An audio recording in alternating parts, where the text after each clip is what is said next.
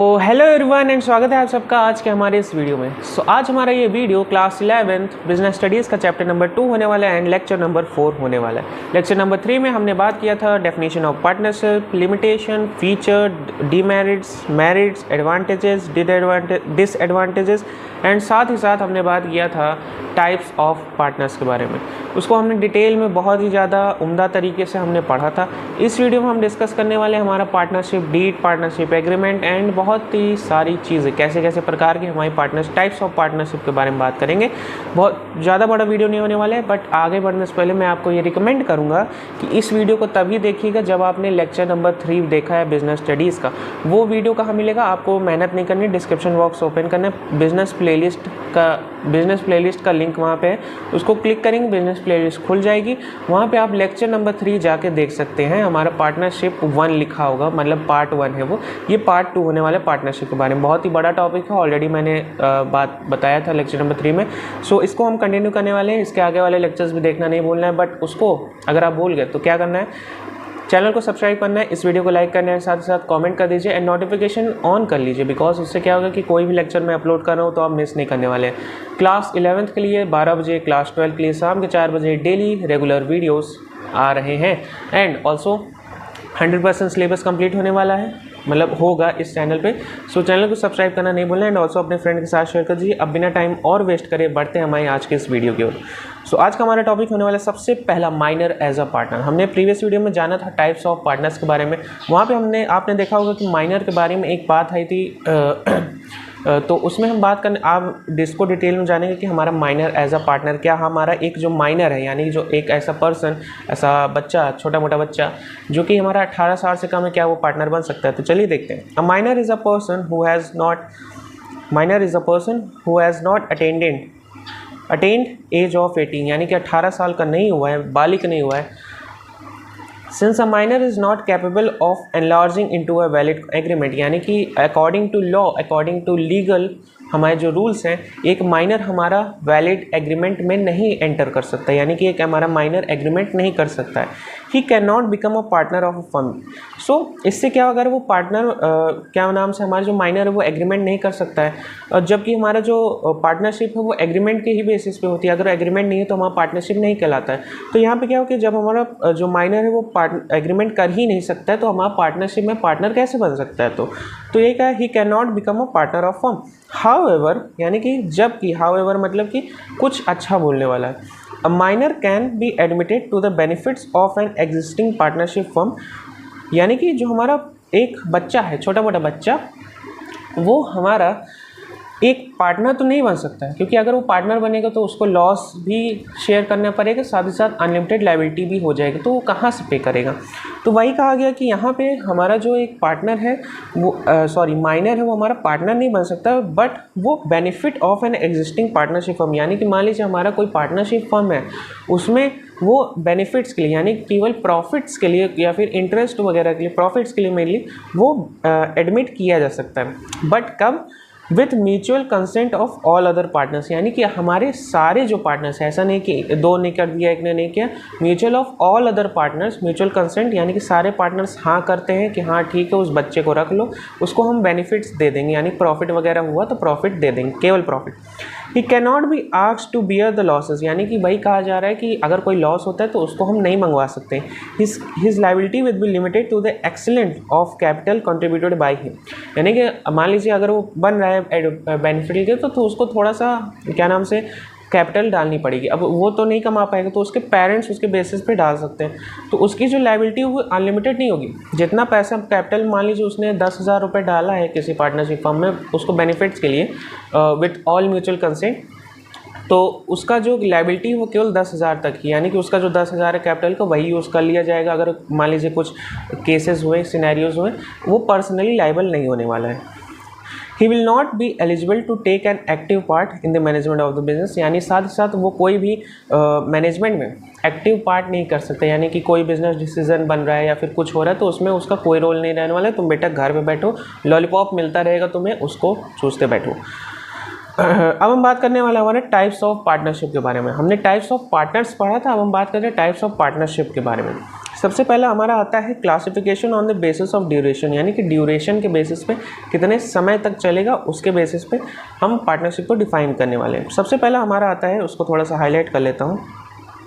सबसे पहला हमारा आता है partnership at will and second one is particular partnership. So partnership at will के बारे में बात करें तो this type of partnership exist at will of partners, यानी कि पार्टनरशिप एट विल का मतलब क्या होता है कि विल मतलब इच्छा होती है। जब तक पार्टनर्स की इच्छा है कि यानी कि मेरा मन है, आज हमने पार्टनरशिप एग्रीमेंट किया, आज हमने बिजनेस स्टार्ट किया, अगले महीने में बंद कर दूंगा सारे पार्टनर्स का, तो वहाँ पे क्या होगी, पार्टनरशिप एट विल, जब तक इच्छा चली तब तक बिजनेस किया, पार्टनरशिप रन करी, बंद कर दिया नहीं तो। अब second one is particular partnership. This type of partnership is found for a specific June period, specific June period छोड़िए, यहाँ पे स्पेसिफिक पीरियड होगा। जून क्यों लिखा है मैंने, गर्मी है तो उसी वजह से जून लिख दिया था, बाकी कुछ नहीं। This type of partnership is found for a specific period, यानी कि एक स्पेसिफिक पीरियड के लिए इस टाइप ऑफ पार्टनरशिप को फॉर्म किया जाता है to accomplish a particular project, consolidation of building, वो कंसोलेशन ऑफ बिल्डिंग, यानी कि पर्टिकुलर पार्टनरशिप, पर्टिकुलर नाम इस करता है कि किसी एक चीज़ के लिए हमने बिजनेस किया। मान लीजिए हमें कोई बिल्डिंग बनानी थी, तो क्या किया कि 2-3 जो लोग थे जो कंस्ट्रक्शन में जो बिजनेसमैन्स थे, 2-3 बिजनेसमैन्स आए साथ में और एक एग्रीमेंट के लिए एक पार्टनरशिप बना ली कि इस बिल्डिंग को बनाने के लिए हमने एक एग्रीमेंट किया है कि हम साथ में मिलकर, 2 कंस्ट्रक्शन के बिजनेसमैन थे, उन्होंने साथ में आके कहा कि हम साथ में काम कर लेंगे, इस बिल्डिंग को हम बनवा लेंगे। तो जब वो बिल्डिंग बन के ख़त्म हो गई, पार्टनरशिप हमारी बंद हो जाने वाली है। सेकेंड वन इज हमारा है classification on the basis of liability, यानी कि हम बात करते हैं लायबिलिटी के बारे में। लायबिलिटी के बेसिस पे हम कैसे क्लासीफाई करते हैं। पहला होने वाला है हमारा जनरल पार्टनरशिप, यानी कि जो जनरली पाई जाती है। सेकंड वन इज़ हमारा लिमिटेड पार्टनरशिप। अभी आप कहेंगे कि पार्टनर्स की तो लायबिलिटी अनलिमिटेड होती है, तो यहाँ पे लिमिटेड पार्टनरशिप कैसे आ गई, पढ़िए तो पहले। जनरल पार्टनरशिप हमारा क्या कहता है, this liability of partners is limited and joint, यानी कि यहाँ पे क्या होता है कि हमारा जो जनरली पाई जाती है जनरल पार्टनरशिप में कि हमारी जो पार्टनर्स की जो लायबिलिटी है वो लिमिटेड होती है और साथ साथ जॉइंट होती है, यानी कि अनलिमिटेड लायबिलिटी यहाँ पे नहीं होती। यहाँ पे क्या होती है, लायबिलिटी हमारी लिमिटेड होती है, साथ साथ जॉइंट लायबिलिटी होती है, यानी कि सब मिलके सहेंगे। अगर कोई लायबिलिटी हुआ तो सब मिलके उसको बांटेंगे एंड लिमिटेड होगा, बहुत ज़्यादा अनलिमिटेड नहीं होने वाला है। Second one is limited partnership. The liability of at least one partner is unlimited whereas the other partners have may be limited, यानी may have limited। Limited partnership अगर आप बना रहे हैं तो उसमें क्या होगा कि किसी एक पार्टनर की, एटलीस्ट एक पार्टनर की होनी चाहिए कि किसी एक पार्टनर की आप लायबिलिटी क्या कर दीजिए, अनलिमिटेड कर दीजिए, बाकी सब लिमिटेड करके बैठ सकते हैं।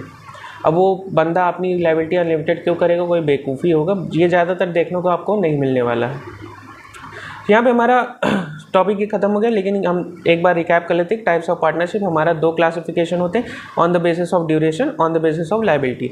On the basis of duration में क्या आता है, पार्टनरशिप एट विल, एंड वो क्या होता है, particular partnership. Partnership at will यानी कि जब तक इच्छा चली जब तक पार्टनरशिप चली। पर्टिकुलर पार्टनरशिप किसी पर्टिकुलर टास्क को परफॉर्म करने के, किसी एक चीज़ को करने के लिए हमने पार्टनरशिप फॉर्म किया। On the basis of liability general partnership, इसमें क्या होता है, हमारी लायबिलिटी जो होती है पार्टनर्स की वो हमारी लिमिटेड होती है, साथ ही साथ जॉइंट होती है।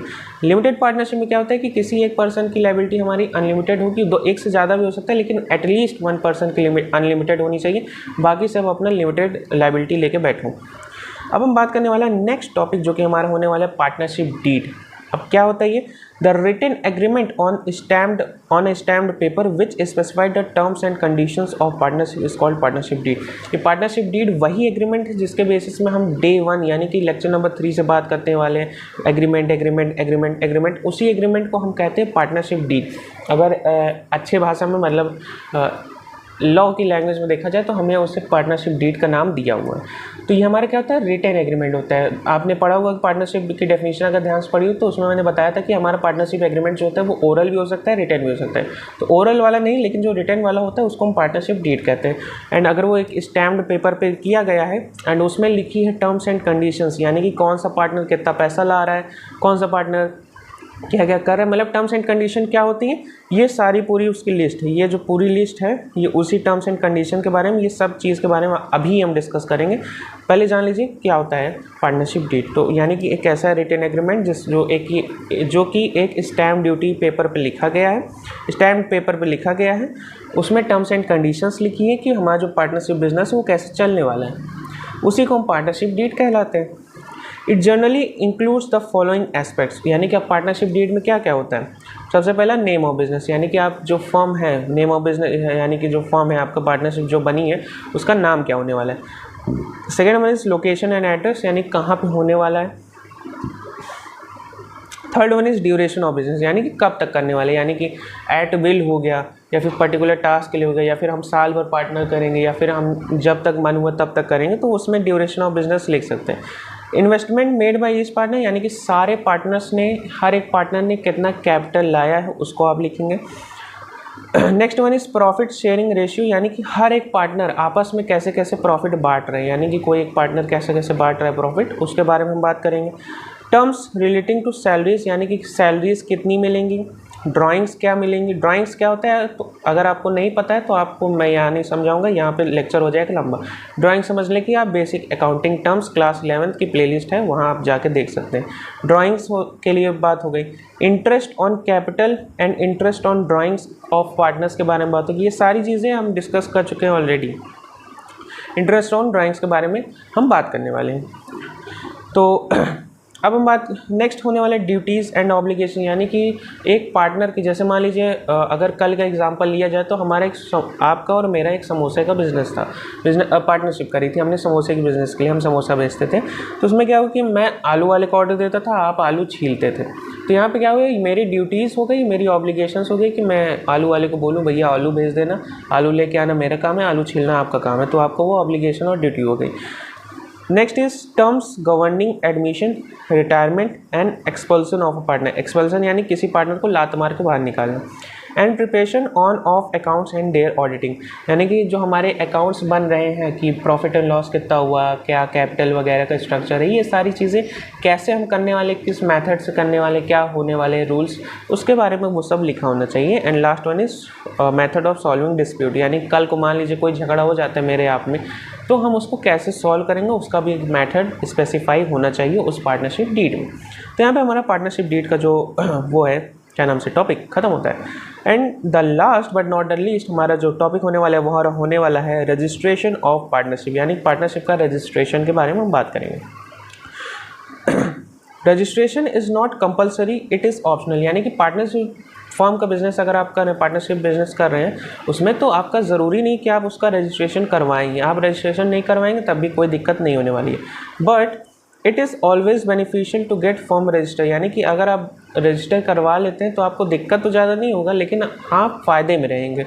The consequences of non registration of a firm are as follows. अब हम जान लेते हैं कि अगर मान लीजिए नहीं करवाया तो अब मैं बोलता रहा हूँ दिक्कत नहीं होता, लेकिन कुछ दिक्कतें होती हैं, उसको हम जान लेते हैं। पहला होने वाले 3 चीज़ें दी हुई। पहला होने वाला अ partner of N unregistered firm, यानी कि यहाँ से पढ़ना है, can not file a suit against the firm और द पार्टनर, यानी कि मान लीजिए हमारा पार्टनरशिप फर्म चल रहा है, तो उसमें क्या हुआ कि आपकी महिला मित्र भी पार्टनरशिप फर्म में थी एज अ सीक्रेट पार्टनर। तो यहाँ पे क्या हुआ कि कल को मान लीजिए आपने उनको प्रॉफिट नहीं दिया, तो वो हम पे केस नहीं कर सकती हैं, मतलब वो सीक्रेट पार्टनर मान लीजिए एक्टिव पार्टनर भी हो गई, तब भी हम 3 लोग में उनको हमने प्रॉफिट नहीं दिया, तो कल को हमारे कोर्ट में जाके केस नहीं कर सकते ये दोनों मिलके हम मुझे प्रॉफिट नहीं दे रहे हैं, या फिर ये लोग मुझे पैसा नहीं दे रहे हैं, या फिर जो भी हो वो नहीं कर सकती अगर आपकी फर्म रजिस्टर्ड नहीं है। कोई भी आप कोर्ट में जाके फर्म के बेसिस पे या फिर हम मेरे लिए या फिर आप पे केस नहीं कर सकते हैं। The firm can not file a suit against third party, यानी कि अगर कोई थर्ड पार्टी है, आलू वाले चाचा ने आलू ख़राब दे दी, 10 किलो का पैसा लेके हमें 9 किलो ही आलू दिया और 9 किलो में भी 2 किलो ख़राब था, तो हम कल को उन पे केस नहीं कर सकते कि भैया आपने आलू क्यों ख़राब दिया, आप मुझे हमारा पैसा वापस करो। हम कोर्ट में जाके उन पे भी केस नहीं कर पाएंगे। साथ ही साथ the firm can not file a case against इस पार्टनर, यानी कि हमारी जो पार्टनरशिप फर्म है, तीनों लोग हम दोनों ने मिल के आपके महिला मित्र पे केस करना चाहें तो एज अ फर्म के बेसिस पे हम पार्टनर पे केस नहीं कर सकते, यानी कि ना ही जो फर्म है हम ना कोई पार्टनर ना फर्म पे केस कर सकता है, ना ही फर्म किसी पार्टनर पे केस कर सकती है, ना ही जो फर्म है हमारी वो हमारी किसी थर्ड पर्सन पे केस कर सकती है। यानी कि लीगली आपके पास कोई राइट, कोई आपके पास हथियार नहीं होने वाले, आप निहत्थे रहोगे लीगली। आप ना किसी पे केस कर सकते हो, ना ही आप पे कोई ज़्यादा केस कर पाएंगे। तो यहाँ पे हमारा जो है पार्टनरशिप का टॉपिक पूरी तरीके से खत्म होता है। अब हम नेक्स्ट लेक्चर में मिलने वाले हैं, बट आगे जाने से पहले इस वीडियो को लाइक कर दीजिए एंड ऑल्सो कमेंट कर दीजिए प्यारा सा, एंड अपने दोस्तों के साथ शेयर कर दीजिए। एंड यहाँ तक आप वीडियो देख रहे हैं तो थैंक यू सो मच। मैं समझ गया हूँ कि आपको वीडियो अच्छा लगा है, तो इसके लिए आपको सब्सक्राइब कर लेना है, नोटिफिकेशन ऑन कर लेना है, बिकॉज शाम के 4 बजे क्लास 12, दोपहर के 12 बजे क्लास 11th के लिए लेक्चर्स रेगुलर बेसिस पे अपलोड हो रहे हैं एंड 100% सिलेबस कंप्लीट होगा इसी यूट्यूब चैनल पे फ्री ऑफ कॉस्ट। मिलता हूँ मैं आपसे अगली वीडियो में, तब तक के लिए अपना ख्याल रखें, अपने माँ बाप का ख्याल रखें। जय हिंद।